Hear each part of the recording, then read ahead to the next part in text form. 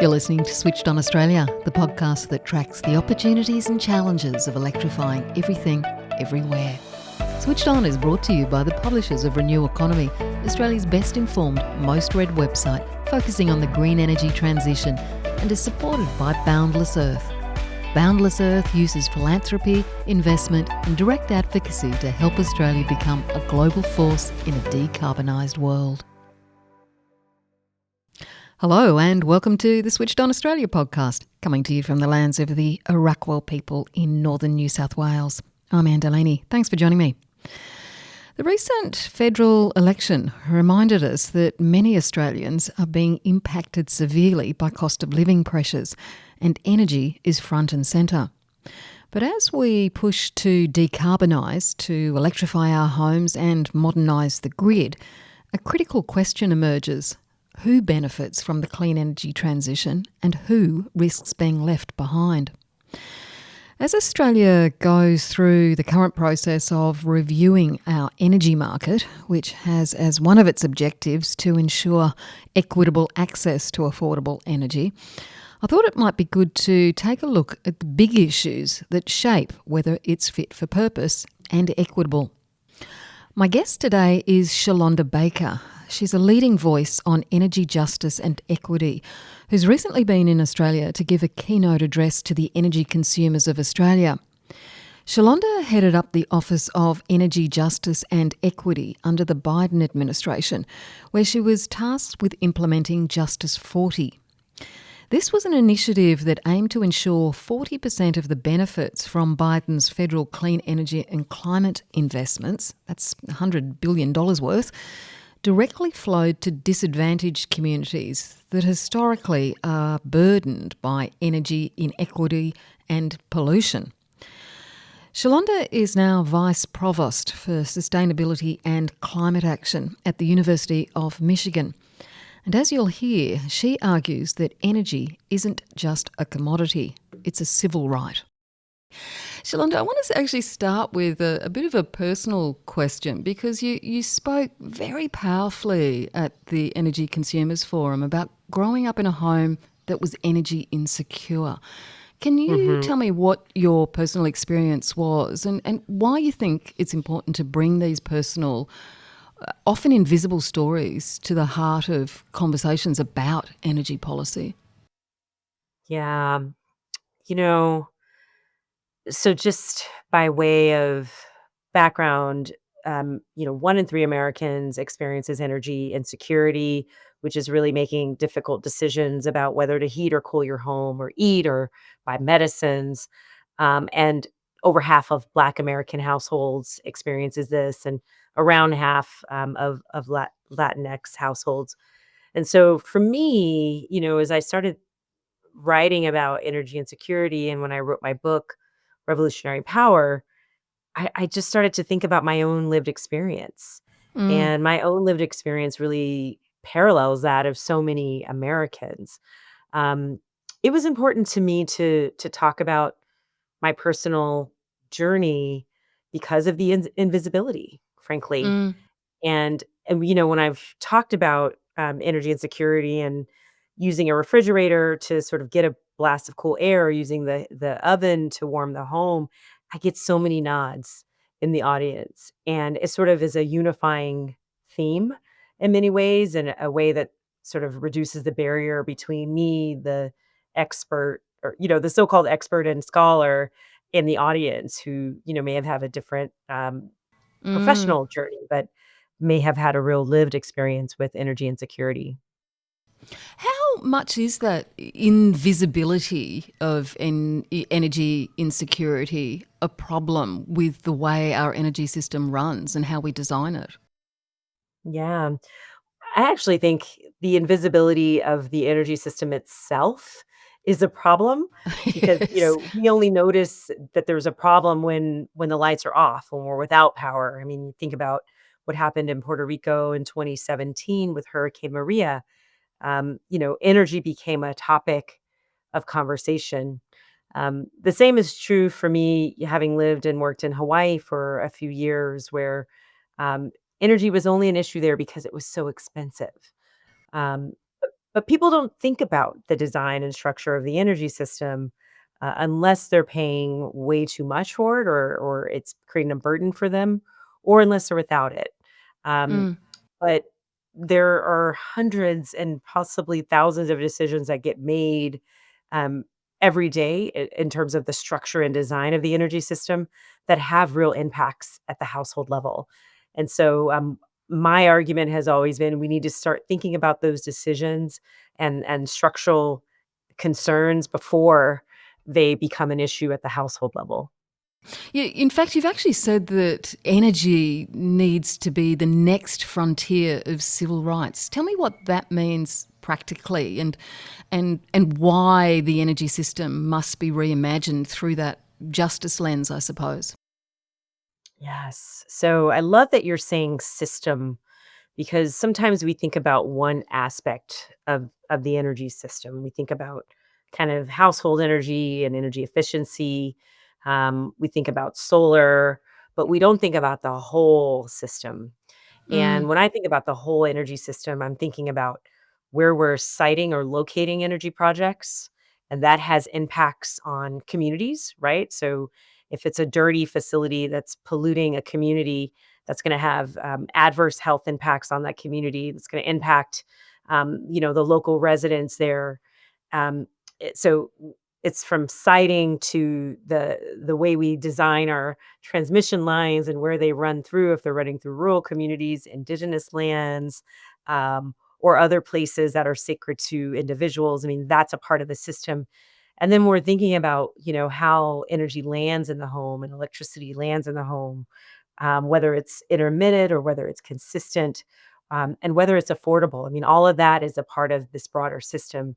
And to me, the civil rights connection is really about, the health and environmental impacts, the sort of sovereignty and ability to dictate how you receive your energy and what source of energy you're getting, as well as the opportunity for economic prosperity. And so, for me, thinking about selling energy back into the grid, producing your own power, becoming a prosumer of your own energy, or even the jobs that can be created as a result of the energy system, either through working in a solar or wind project or working in a facility that is producing energy. I mean, all of that is to say that energy connects to nearly every aspect of life.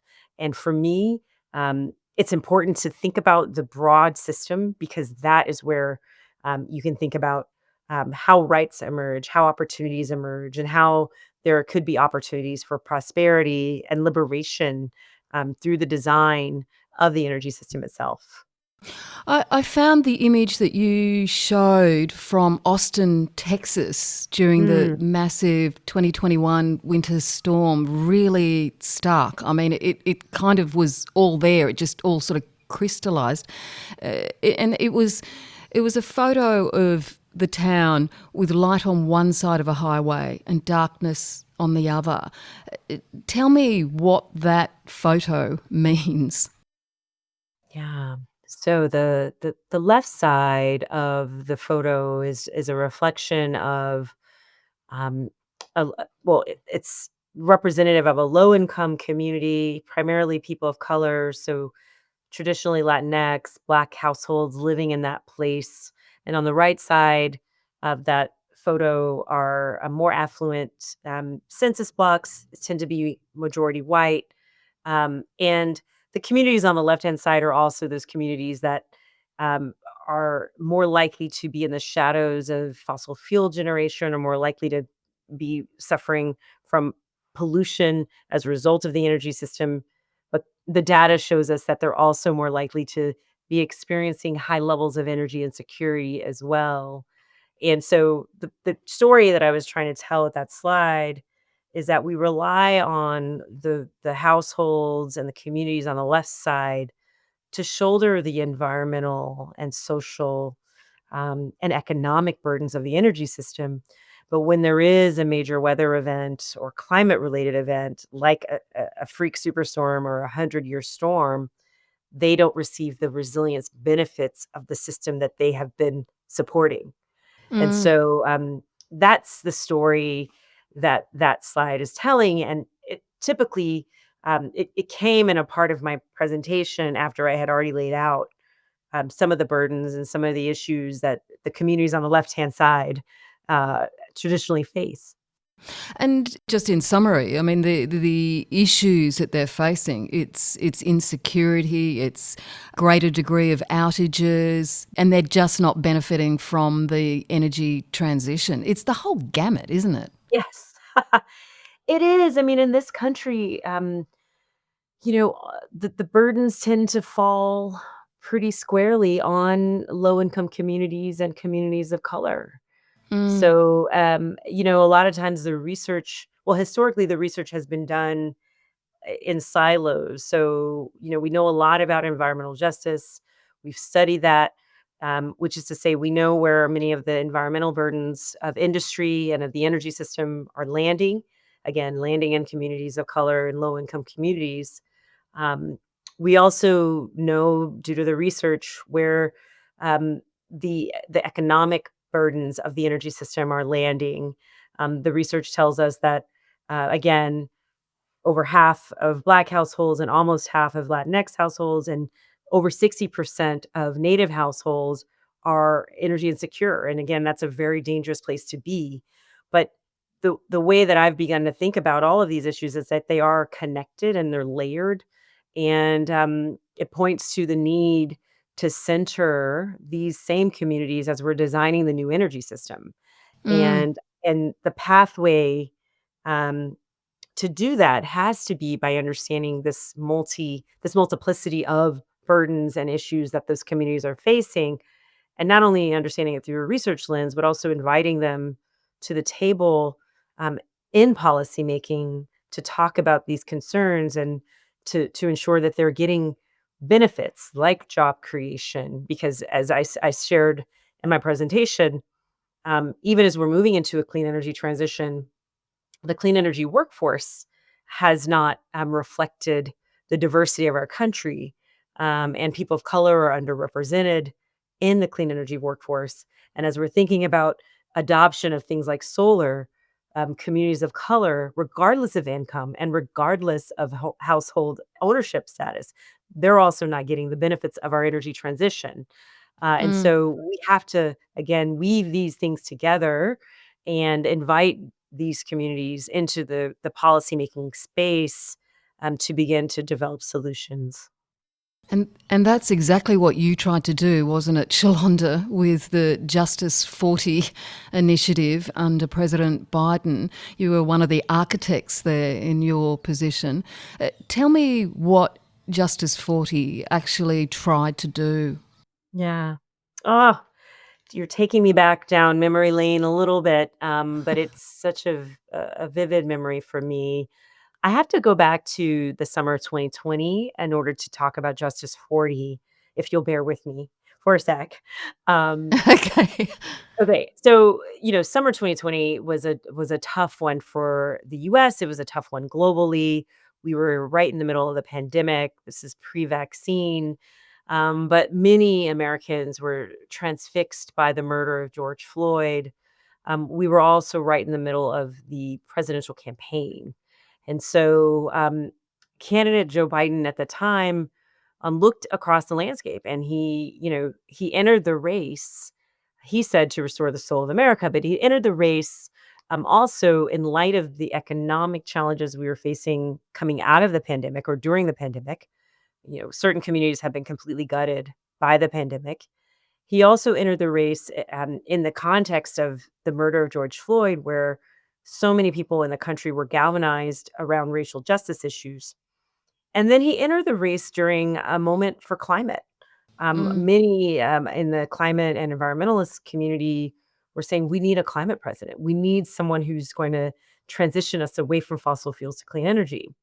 And so Joe Biden on the campaign trail in the summer of 2020 said, sure, I'm going to restore the soul of America, but I'm also going to build back better. I'm going to rebuild our country by first of all, focusing on the communities that have been gutted by the pandemic, centering racial justice in that, but also focusing on rebuilding in a decarbonized way. So tackling the climate crisis, tackling racial justice, um, and also creating an economic framework for the country.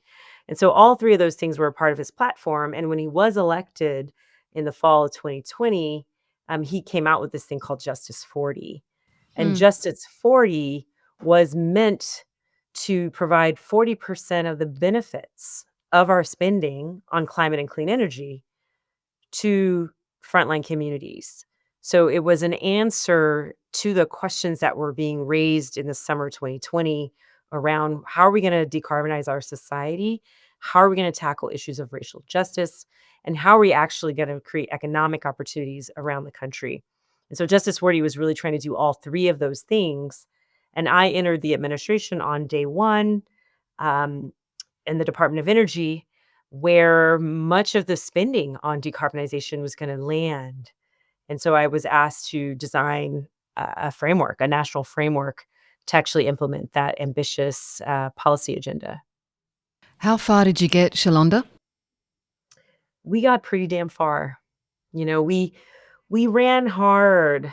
Um, well, I like to say I started with the clothes on my back. I mean, I got to the Department of Energy. I didn't have a team. There was no framework, all we had was we got the policy through an executive order on day 7, and, I was placed in a team that hadn't I was placed in an organization that had no policy experts, no researchers, no one who was really equipped to implement this ambitious framework. So I had to build a team from the ground up, and I'm very excited that I was able to do that.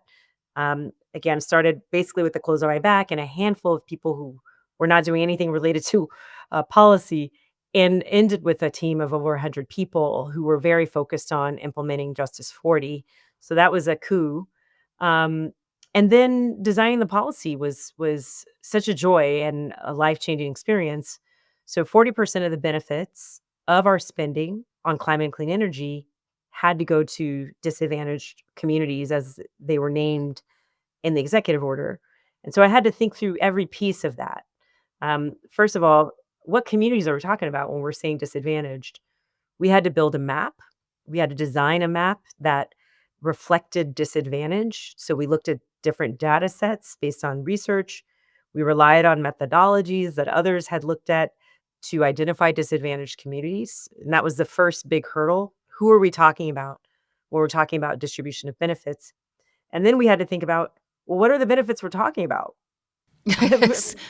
Benefits are so amorphous. And also, it wasn't 40% of the spending, it was 40% of the benefits. Oh, wow. Uh, Okay, that's quite different, isn't it?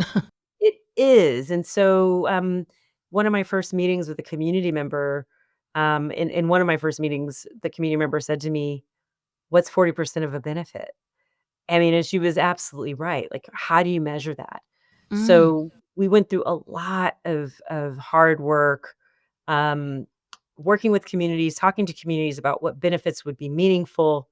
We came out with a set of policy priorities that we then translated into benefits. So policy priorities like increasing access to um, technologies, reducing exposure to environmental hazards, decreasing an energy burden, creating jobs, creating new businesses. And so overall, we had around 7 priorities, and then we matched those to things we could measure, which was a hard task, but we did it. Mm. And then finally, we were able to tackle the 3rd bucket, which was around the spending. So 40% of the benefits of our spending had to go to frontline communities. And we didn't know, so early days, we didn't have any money, but within a year, we had the Inflation Reduction Act, which brought, gosh, billions of dollars to the Department of Yes, a Energy. lot of money. $60 billion. So the first year we had the bipartisan infrastructure law, the second year we had the Inflation Reduction Act. Overall, we had $100 billion to spend, which is crazy to even say, just at the Department of Energy. And every single dollar of that had to have a Justice 40 component. And so it was a coup, Mm. um, and historic in nature. And I'm working on my next book to really talk about how we did it and what it took and what the battles were along the way to get there. How much of that massive planning that you obviously did actually got translated into real world energy programs before the administration changed? Yeah, so we had, as I said, $100 billion. We essentially designed a framework for each dollar to flow through, and that was called community benefits. So we had around 60 brand new programs that we stood up at the Department of Energy, where the 100 billion were distributed or was distributed. And each of those programs had to have a community benefits element. So if you were an external party applying for money in any of those programs, you had to come up with a community benefits plan for distributing benefits to the communities where those projects were going to land. And so we got about, I would say, halfway through in terms of getting the money out the door. But many, because it's industrial development, these projects take years to get, Mm, actually built. And so I would say we were about 5 years still away from really seeing benefits on the ground. That said, all is not lost because we were, I think, able to change culture. We changed it mhm, at the Department of Energy, where, on day one, engineers and scientists were looking at me like, who are you? I don't do anything related to communities or communities of color or low income communities. So I'm not I'm not I don't need to talk to you, to, "Hey, I'm a scientist and engineer, help me embed this into the program that I'm designing." And so mm, we changed culture, um, and then we also changed industry. So industry, thought they could come to the Department of Energy and get taxpayer money without having to show its work. And we actually were able to convince them. I mean, it was hard, and there were a lot of struggles. We were able to convince them to apply and to put these hooks on, or within their project design. Now, once the new administration came, they did a bunch of things. They fired all the people I hired. So my team of 100, every single person I brought in was placed on administrative leave, which was heartbreaking. mm, Uh, and then they rescinded community benefits plans.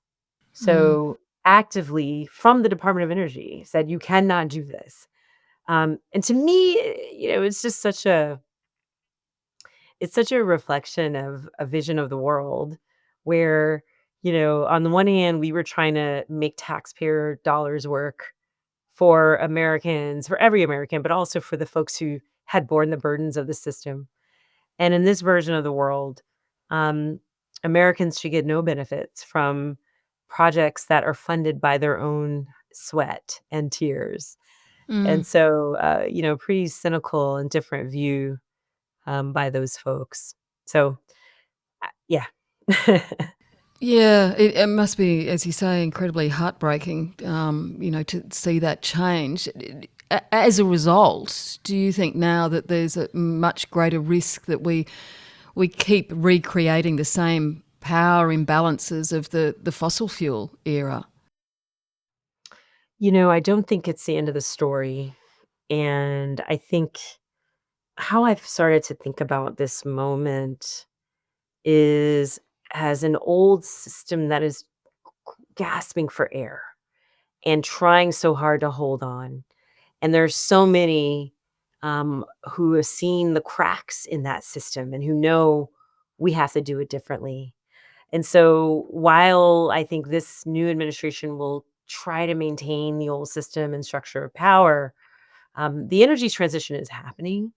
And there are opportunities that are unprecedented for communities to not only own and produce their own energy through, rooftop solar, battery ownership, et cetera, but also they've seen that, hey, there should be something in this for me as projects are coming into their communities. I'm hoping communities will organize, will think about, what their hopes and dreams are as these projects are coming in and say, no, if you're going to be here, and I'm talking from the bottom up to, you Mm, know, uh, a citizen to, an elected official saying, "We need to get something as a result, of these project, investments." And so I don't think it's the end of the story. I think we're seeing the last gasps of a system that has been in place for at least 150 years, and I would argue in the US, since the inception of slavery, where we relied on certain communities to shoulder burdens, to be unpaid. We have such a dark history in this country, and that's on the wane.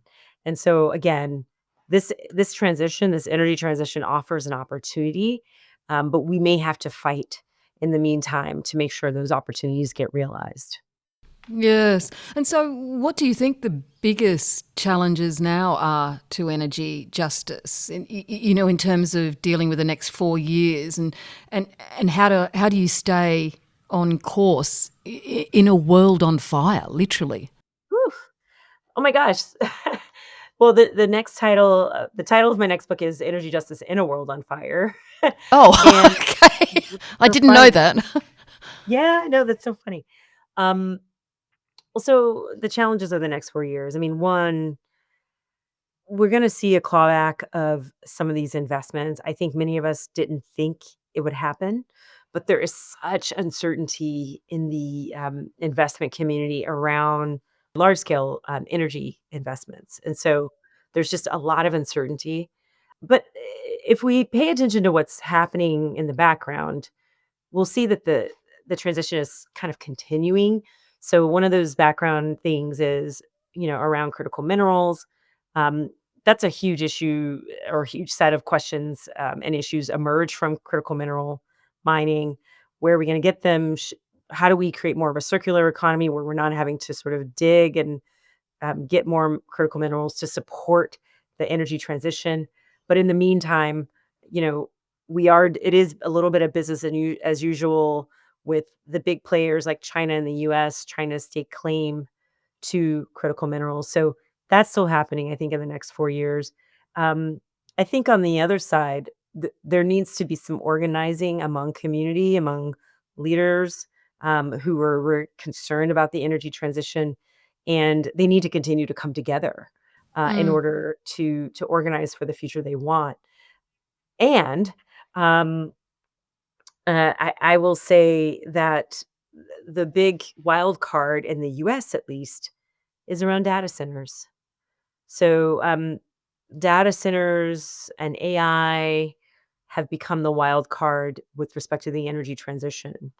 And I'm not sure how much this is happening where you are, but there are some projections that we have undershot our energy projections by about 50%, um, and which means we need more energy on the grid. And because of the ease of getting fossil fuels going, I think we'll see less of an interest in clean energy. And because the incentives related to clean energy development are also uncertain based on this new political environment, we're going to see kind of a fallback to fossil fuels. And so I'm concerned that the data center wild card is going to create some real issues in our broader energy transition, and that is absolutely happening in this period. This administration is very interested in AI. They're sort of a cozying up to tech in a way that is unique for this administration.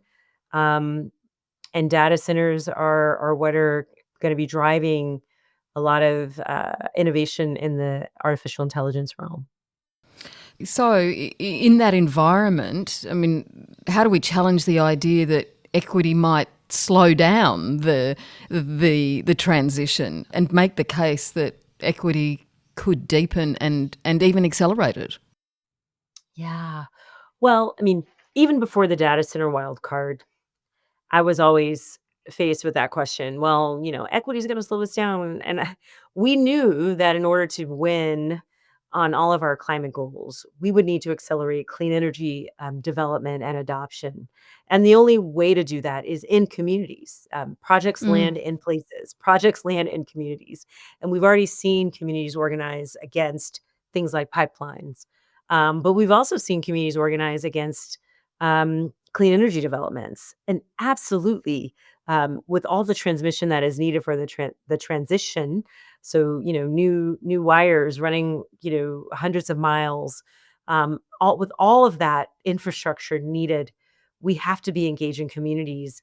If we try to do it without them, they're going to protest. And if we try to do it without providing benefits to them, they're going to protest, and they rightly should. This is all, you know, the land, the water, all of the resources Mm. that we have are a part of the public trust. And so the public should absolutely be engaged as we're marching to fight the climate crisis.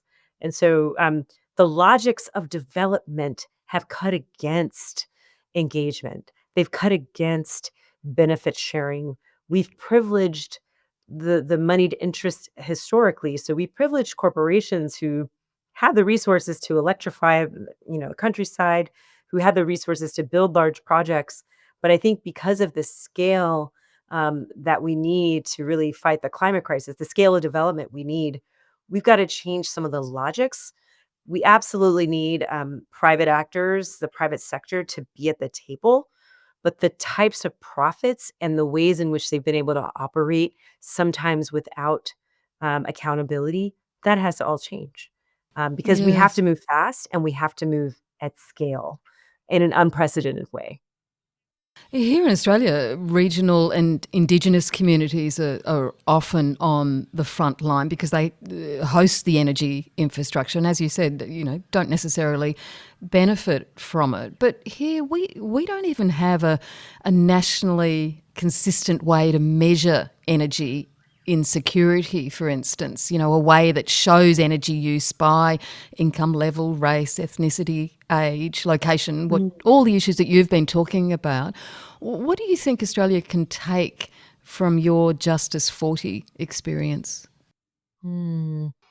I had so many great conversations in Australia when I was there last a couple months ago. I mean, I think we need the research community to be engaged. So, if there are research questions around the scope of the problem through a socioeconomic lens, we need researchers to kind of help policymakers understand, where the gaps are, where the pain points are, and where the concerns are. From there, you can then begin to develop policy solutions that respond to those specific challenges. Some design principles basically, talk about sort of designing to the most burdened and the most vulnerable within a system. But if you don't know where they are, if you don't know who they are, you can't design appropriately. Um, I think, you know, so research is one thing and really getting your arms around the scope of the issue. That's one thing. I also think just getting out into communities and opening the doors to government for communities would be useful. Without kind of a robust research agenda, you can still learn a lot about what's Mm. happening on the ground. um, one thing we were really clear about in our work was we've got to get our policymakers and colleagues into communities. And so we organized a few delegations to some of the most impacted communities in the US through something we call the Energy Justice to the People Roadshow. And so it sounds cute, but we took the Secretary of Energy, the most powerful person in the energy system, to Port Arthur, Texas, which is, the epicenter of environmental justice and fossil fuel development in the country. And, she sat down with community members in their living rooms and talked to them about what they were experiencing. My colleagues were able to see the smokestacks, right in the shadows of playgrounds and households. And so just seeing what's happening on the ground can help to inform policy in those halls of power. And so that's an important element. And that's one of the things we did to try to smooth the ways in which we were trying to embed equity into our policy making. So those are just two things. I mean, we learned a lot. You've got to have political will. I think if if there are subsidies that the government is going to be providing for clean energy, those subsidies should, I mean, that's your taxpayer money, right? That's your Mm. citizens that's subsidizing. It's not the government's money, it's the people's money. And so if it's the people's money that's being used to subsidize the energy transition, the people have to benefit. Not and the only benefit cannot be cleaner energy. The benefits that are derived have to be job creation. They have to be economic in nature, but they have to be participating in the decision making in order to make sure that's true. So they're it's complicated and not easy, but it's so worth it because we're building the energy system that's going to last for the next 100 years, 150 years, um, and we have a real opportunity to do it differently this time around. And as you say, it's a system. Yeah. Just a final question. What does hope for energy justice look like for you right now? And are you seeing the seeds of a truly just energy transition being planted anywhere? Yeah, I mean, I think one of the things that gives me hope is that it's pretty clear to me that the current administration is likely going to burn down a lot of structures and a lot of systems, but these systems were already imperfect. They weren't working for all Americans. And so they weren't working for all people, the poorest people, the most vulnerable. And so I think we'll have an opportunity to really build a system from scratch, or at least nearly scratch, that can possibly work for more people. Um, and as I was saying, the Justice 40 initiative um, landed within a system that itself had created so much harm. And I was trying to make it work within a system that wasn't really designed for justice, liberation, freedom, equity. And so I, I sort of felt like I had one hand tied behind my back as I was trying to design something that was really about the promise and promises that Joe Biden had made on the campaign trail. um, but we were always gonna be climbing an uphill battle because of the built-in constraints, um, to the US energy system. So, we do have opportunities on the other side, I hope. Yes, although starting again, there's going to be a real pain period, isn't there, before that can happen? Yeah, I mean, I think so, and that's why I'm hoping we can organize again over the next 4 years and really learn from community-led examples, learn from new financial models. How do we do this differently, in a way that brings everyone, to the table, and not just in terms of participation and asking their opinion, but economically? What is the most economically inclusive pathway, to actually get this done? And so we have time. But then once this is all done, we won't have much time. Mm. We are gonna be on a very accelerated timetable, to move on climate, and we gotta start getting our selves organized to be able to do that. And also to wrestle back democracy in America. Absolutely. Absolutely. Well, I'll be in the fight, and, working hard every day between now and then. Shalanda Baker, that's a fantastic image to carry us through the next 4 years. Thank you so much for joining the Switched On podcast today. Oh, it's such a pleasure. Thank you so much for inviting me. It was a great conversation. Thank you so much. I really appreciate it. And Shalanda Baker is the former Director of Energy Justice and Equity under the Biden administration, and now Vice Provost for Sustainability and Climate Action at the University of Michigan. That's all we have time for today. I hope you can join me next week for more stories about the people, the policies and technologies driving the shift to a cleaner, smarter and fairer energy future. I'm Anne Delaney. See you then.